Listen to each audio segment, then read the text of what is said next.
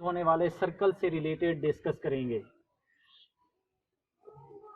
Exercise हमारे पास 6.1, इसमें हमने सर्कल को यूज करना है, सर्कल की इक्वेशन को यूज करना है। तो सबसे पहले हम इस एक्सरसाइज 6.2 को सॉल्व करने से पहले हम देखेंगे कि हमारे पास सर्कल क्या होता है।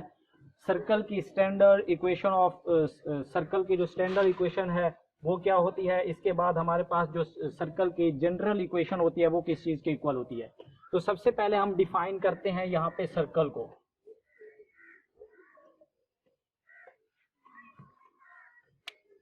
सेट ऑफ पॉइंट्स, अगर हम एक प्लेन में सेट ऑफ पॉइंट्स लें, उन सेट ऑफ पॉइंट का जो एक फिक्स पॉइंट से डिस्टेंस हो वो क्या हो, इक्वल हो, तो वो हमारे पास क्या बना देता है, एक सर्कल बना देता है।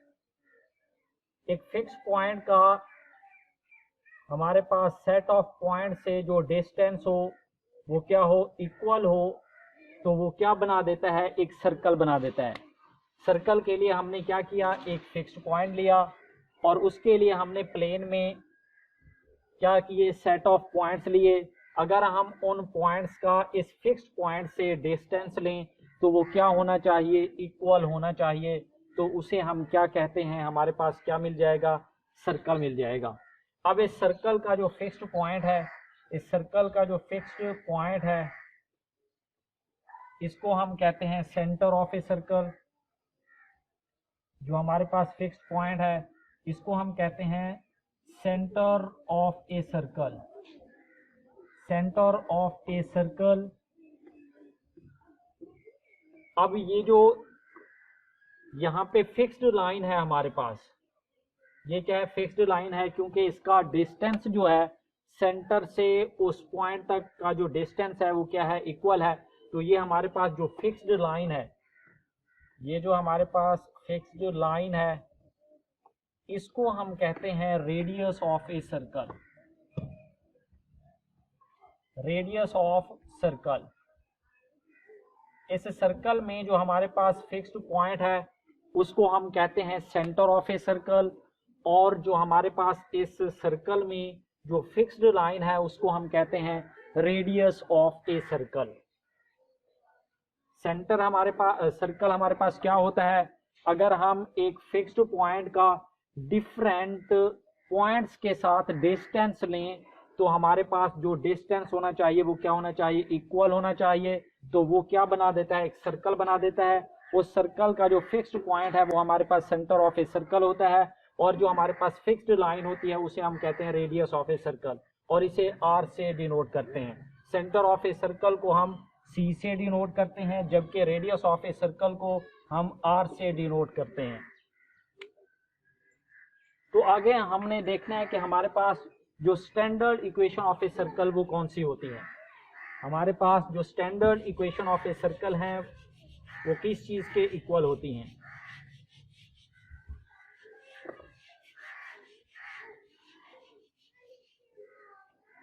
Standard equation of a circle,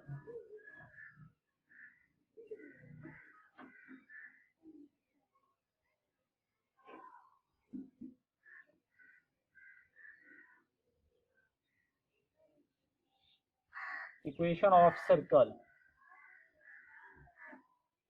standard equation of a circle हमारे पास क्या होती हैं। हमने एक प्लेन ले ली, ये हमारे पास ओरिजिन हो गया, ये हमारे पास एक्स एक्सिस और ये हमारे पास हो गया वाई एक्सिस। और इस प्लेन में हम क्या करते हैं, एक सर्कल लेते हैं। इस प्लेन में हम क्या करते हैं, एक सर्कल लेते हैं। उस सर्कल का जो हमारे पास पॉइंट होगा, फिक्स्ड पॉइंट, उसे हम क्या कहते हैं, सेंटर कहते हैं। अब सेंटर का जो एक्स एक्सिस से डिस्टेंस होगा वो हमारे पास क्या होगा, के होगा, और जो हमारे पास वाई एक्सिस से सेंटर होगा इसे हम क्या कहते हैं, एच कहते हैं। अब सेंटर के जो हमारे पास पॉइंट्स बनेंगे वो कौन कौन से बनेंगे, एच कॉमा के बनेंगे। सेंटर के जो हमारे पास कोऑर्डिनेट होंगे वो कौन कौन से होंगे, एच कॉमा के होंगे। और इस सेंटर के ऊपर मैं क्या करता हूँ, एक पॉइंट पी लेता हूँ। इस सेंटर के ऊपर मैंने पॉइंट लिया कौन सा P, और उसके कोऑर्डिनेट कौन कौन से हैं x, y है, और इस पॉइंट्स को मैंने क्या किया सेंटर से मिला दिया। इस पॉइंट्स को मैंने क्या किया सेंटर से मिला दिया। सबसे पहले मैंने क्या किया, एक एक्स वाई कोऑर्डिनेट सिस्टम लिया, प्लेन ली, उसमें मैंने क्या किया सर्कल को लिया। अब सर्कल का जो सेंटर है उसका डिस्टेंस जो एक्स एक्सिस से लिहाज से है वो k है, और वाई एक्सिस के लिहाज से हमारे पास क्या है h है। तो सेंटर के जो हमारे पास कोऑर्डिनेट बनेंगे वो h, k बनेंगे। जबकि मैंने एक क्या किया पॉइंट लिया सर्कल के ऊपर, उसके जो कोऑर्डिनेट हैं वो कौन से हैं x, y है, और उसका जो डिस्टेंस है उस फिक्स्ड पॉइंट से वो क्या है r है, यानी PC का जो डिस्टेंस है वो क्या है r है, रेडियस के इक्वल है। तो अब हमारे पास जो इसकी standard equation of a circle बनेगी वो कैसे बनेगी। अब हमने डिस्टेंस फाइंड करना है PC डिस्टेंस, तो यहाँ पे डिस्टेंस फार्मूला लगा दे PC के ऊपर, तो PC का डिस्टेंस इज इक्वल टू हमारे पास हो जाएगा, ये हो जाएगा x माइनस h होल का स्क्वायर, और ये प्लस हो जाएगा y माइनस k होल का स्क्वायर, और ऊपर क्या आ जाएगा अंडर रूट आ जाएगा। तो यहाँ पे इक्वेशन ऑफ ए सर्कल को फाइंड करने के लिए हमने क्या यूज किया, हमने PC डिस्टेंस यूज किया, कौन सा फार्मूला यूज करके, डिस्टेंस फार्मूले को यूज करके। अब PC का जो डिस्टेंस है वो किस चीज के इक्वल है, r के इक्वल है, तो r इज इक्वल टू किस चीज के इक्वल हो जाएगा x minus h whole square, और ये प्लस हो जाएगा y minus k whole square, और ऊपर क्या आ जाएगा अंडर रूट आ जाएगा। अब बोथ साइड आपने क्या कर लेना है स्क्वेयरिंग कर लेनी है, इस साइड पे भी आपने स्क्वायर ले लेना है और इस साइड पे भी आपने स्क्वायर ले लेना है। तो स्क्वायर से अंडर रूट क्या हो जाएगा कैंसिल हो जाएगा, तो आर स्क्वायर किस चीज के इक्वल हो जाएगा, ये हो जाएगा x माइनस h होल का स्क्वायर, और ये प्लस हमारे पास आ जाएगा y minus k whole square. तो ये हमारे पास क्या है standard equation of a circle है। यहाँ पे जो हमारे पास h, k होंगे, h, k ये क्या होंगे सेंटर होगा, जबकि हमारे पास जो r होगा वो क्या होगा radius of a circle, r क्या होगा रेडियस ऑफ ए सर्कल होगा। h, k हमारे पास क्या होगा सेंटर होगा, c इंटू एच के सेंटर ऑफ ए सर्कल, और r हमारे पास क्या होगा रेडियस ऑफ ए सर्कल होगा। और जो सर्कल की स्टैंडर्ड इक्वेशन है वो हमारे पास किस चीज के इक्वल है, r square is equal to x minus h whole square plus y minus k whole square के इक्वल है।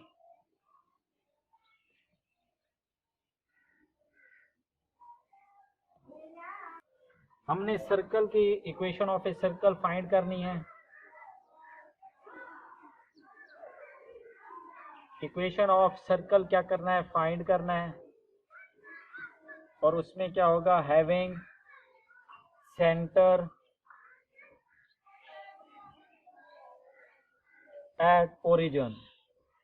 अगर सर्कल का जो सेंटर हो वो ओरिजिन पर हो तो उस टाइम जो सर्कल की इक्वेशन होगी वो कौन सी बनेगी। तो सबसे पहले मैंने प्लेन ले लिया, अब मैंने एक सर्कल ले लिया जिसका सेंटर क्या है ओरिजिन है, तो इसके पॉइंट कौन कौन से होंगे 0,0 होंगे, इसके कोऑर्डिनेट 0,0 होंगे। अब मैंने सर्कल के ऊपर एक पॉइंट लिया P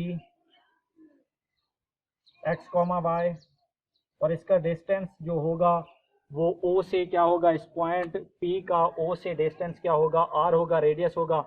अब मैंने x एक्सिस के ऊपर एक परपेंडिकुलर ड्रा किया और मैंने एक y एक्सिस के ऊपर परपेंडिकुलर ड्रा किया। अब यहाँ पे जो डिस्टेंस होगा x एक्सिस के लिहाज से x होगा और y एक्सिस के लिहाज से क्या होगा y होगा, इसे हम x और इसे हम y कहते हैं। तो यहाँ पे आप डिस्टेंस फार्मूला लगाएं तो PO का डिस्टेंस इस चीज के इक्वल हो जाएगा x माइनस 0 होल का स्क्वायर, डिस्टेंस फार्मूला लगाएं तो y माइनस 0 होल का स्क्वायर, और इसका ऊपर क्या आ जाएगा अंडर रूट आ जाएगा। तो ये किस चीज के इक्वल आ जाएगा x square plus y square और इसका अंडर रूट। तो हमारे पास जो PO होगा वो किस चीज के इक्वल हो जाएगा, PO हमारे पास किस चीज के इक्वल है, रेडियस के इक्वल है, यानी r इज इक्वल टू किस चीज के बराबर हो जाएगा x का स्क्वायर प्लस y स्क्वायर इसका अंडर रूट। बोथ साइड आपने क्या कर लेना है स्क्वेयरिंग कर लेनी है। तो हमारे पास रेडियस का स्क्वायर इज इक्वल टू किस चीज़ के एक्स स्क्वायर प्लस क्या आ जाएगा वाई स्क्वायर के इक्वल। अगर हमारे पास सर्कल का जो सेंटर हो वो क्या हो ओरिजिन हो, तो उस टाइम हमारे पास जो रेडियस होता है वो किस चीज़ के इक्वल होता है x square plus Y square के इक्वल होता है।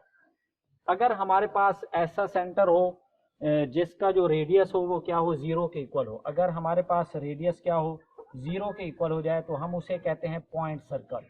इसको हम क्या कहते हैं पॉइंट सर्कल कहते हैं। अगर रेडियस हमारा जीरो हो जाए तो हम उसे कहते हैं पॉइंट सर्कल, उसे हम कहते हैं पॉइंट सर्कल। और उस टाइम हमारी जो इक्वेशन होगी वो क्या होगी एक्स का square plus Y square is equal to zero के बराबर, इज इक्वल टू जीरो के बराबर। अब अगर हमारे पास जो सेंटर हो वो ओरिजिन हो तो सर्कल की जो इक्वेशन होगी वो क्या होगी r square is equal to x square plus Y square. और आर अगर हमारा जीरो के बराबर हो जाए तो उसे हम कहते हैं पॉइंट सर्कल, और उसकी इक्वेशन क्या होगी x square plus Y square is equal to zero के बराबर। अब पैरा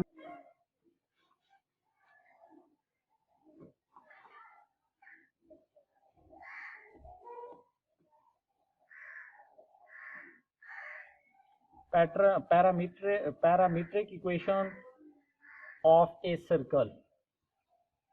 सर्कल की जो पैरामीट्रिक इक्वेशन है वो हमारे पास कौन कौन सी होंगी।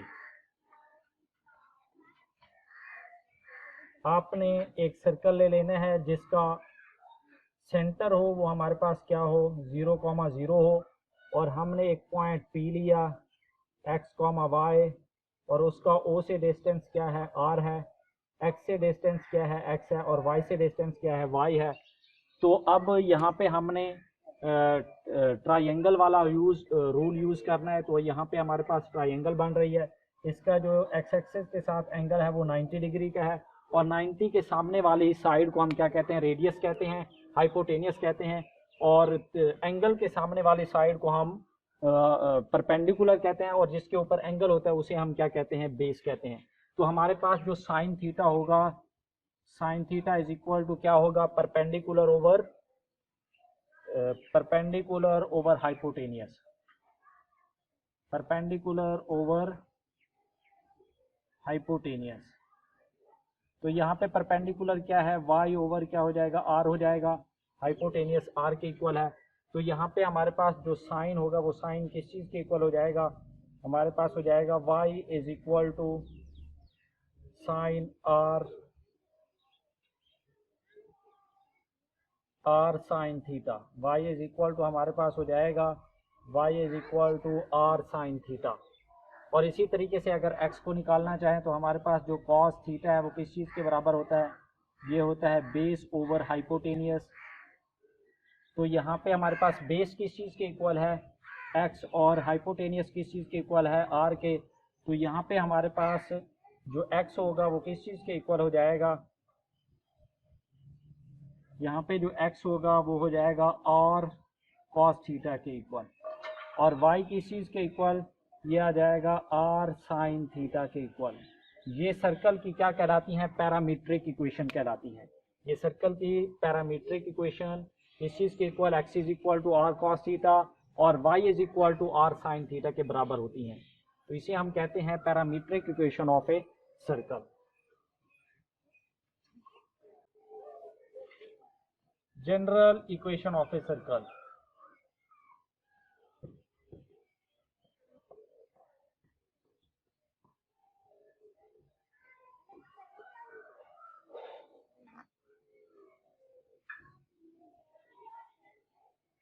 General equation of a circle हमारे पास क्या होती है, ये होती है x square plus Y square plus 2gx plus 2fy plus c is equal to 0 के बराबर।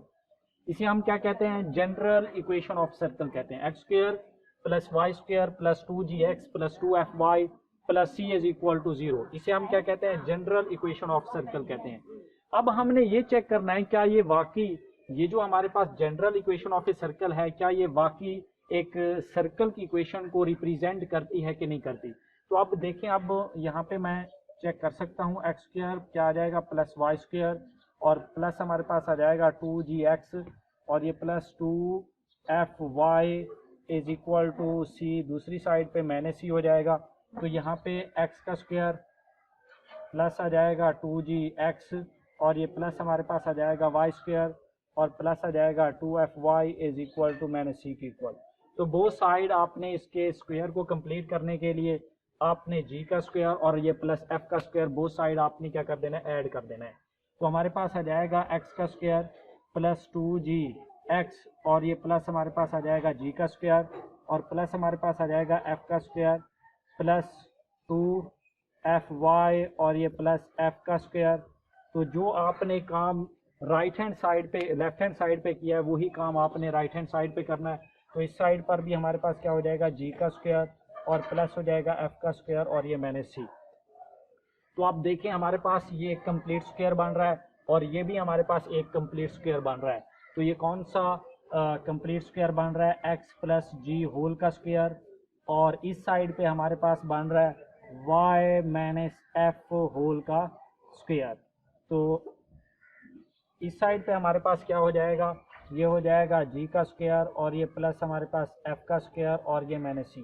अगर मैं इस साइड पे अंडर रूट भी ले लूँ और स्क्वायर भी ले लूँ तो हमारे पास क्या हो जाएगा, अंडर रूट से स्क्वायर कैंसिल तो वही चीज़ आ जाएगी, यानी हमारी इक्वेशन में कोई फ़र्क नहीं पड़ेगा।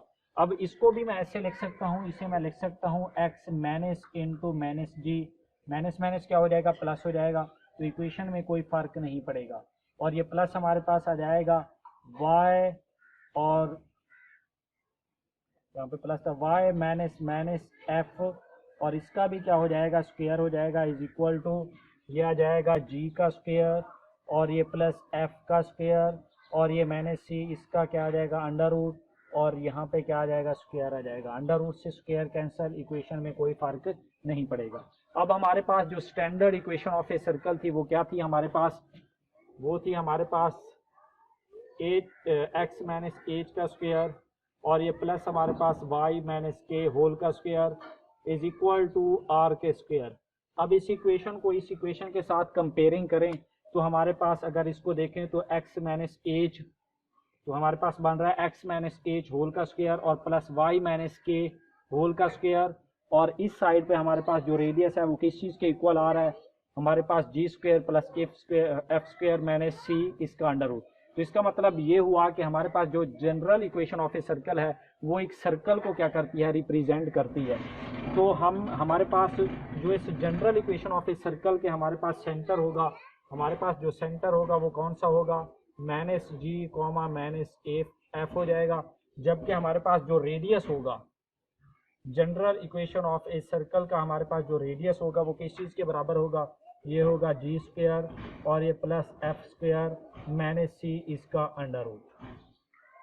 अब general equation of a circle का हमारे पास जो सेंटर होगा वो हमारे पास C into minus G minus F के इक्वल होगा, जबकि रेडियस हमारे पास G square plus F square minus C इसका अंडर रूट हो जाएगा। इसी तरीके से हमारे पास जो standard equation of a circle था उसका जो सेंटर था वो हमारे पास एच कॉमा के था और उसका जो रेडियस था वो हमारे पास क्या था, आर के इक्वल था।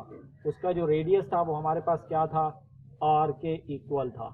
अब standard equation of a circle का सेंटर एच कॉमा के और रेडियस आर, जबकि general equation of a circle का जो रेडियस था वो हमारे पास G square plus F square minus C under root और सेंटर जो है वो minus G comma minus F के इक्वल है। इसी तरीके से अब हमने एक चीज़ मैं मिस कर गया था कि हमारे पास जो सर्कल है उसका हमारे पास डायामीटर किस चीज़ के इक्वल होता है और उसका जो चॉर्ड होता है वो किस चीज़ के इक्वल होता है।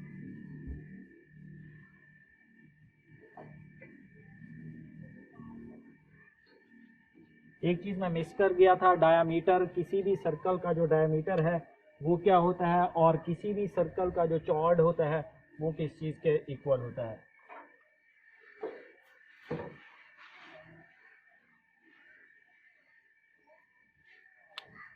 अगर हम सर्कल के ऊपर एक लाइन लें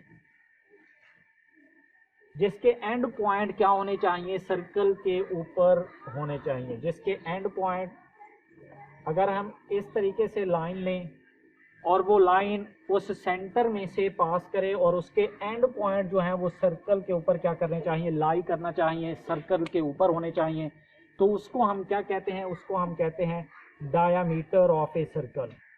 उसे हम कहते हैं डायामीटर ऑफ सर्कल, सर्कल का डायामीटर। अगर कोई लाइन सर्कल के सेंटर में से पास करे और उसके एंड पॉइंट जो है वो सर्कल के ऊपर लाई करते हों, तो उसे हम क्या कहते हैं, डायमीटर ऑफ ए सर्कल कहते हैं। और ऐसी लाइन जो सर्कल के सेंटर में से पास ना करे और उसके एंड पॉइंट जो है वो किसके ऊपर लाई करते हों, उस सर्कल के ऊपर लाई करते हों, तो उसको हम क्या कहते हैं, चॉर्ड ऑफ ए सर्कल। क्या कहते हैं, चॉर्ड ऑफ ए सर्कल। अगर कोई लाइन सर्कल के सेंटर में से पास करे और उस लाइन के जो एंड पॉइंट है वो सर्कल के ऊपर लाई करते हों, तो उसे हम कहते हैं डायामीटर ऑफ ए सर्कल। अगर हम एक लाइन लें और वो लाइन सेंटर में से, उस सर्कल के सेंटर में से पास ना करे और उसके एंड पॉइंट जो है वो उस सर्कल के ऊपर लाई करते हों, तो उसे हम कहते हैं चॉर्ड ऑफ ए सर्कल। तो हमने एक्सरसाइज 6.1 को स्टार्ट करने से पहले ये देखा कि हमारे पास सर्कल क्या होता है, सर्कल का सेंटर क्या होता है, सर्कल का रेडियस क्या होता है, डायमीटर ऑफ ए सर्कल क्या होता है, चॉर्ड ऑफ ए सर्कल क्या होता है, standard equation of a circle क्या होती हैं। इसके अलावा हमारे पास ऐसी इक्वेशन है जिसका सेंटर, सर्कल की ऐसी इक्वेशन है जिसका सेंटर क्या हो, ओरिजिन हो। इसके बाद हमने देखा कि पैरामीट्रिक इक्वेशन हमारे पास कौन सी होती हैं, और फिर हमने देखा कि हमारे पास general equation of a circle क्या होती है, और अगर हम जनरल इक्वेशन ऑफ सर्कल को सर्कल के तौर पर डिनोट कर सकते हैं, रिप्रेजेंट कर सकते हैं कि नहीं कर सकते। तो ये चीज़ें अपने माइंड में आपने रखनी है, क्योंकि एक्सरसाइज 6.1 में यही आपकी चीज़ें यूज़ होने वाली हैं।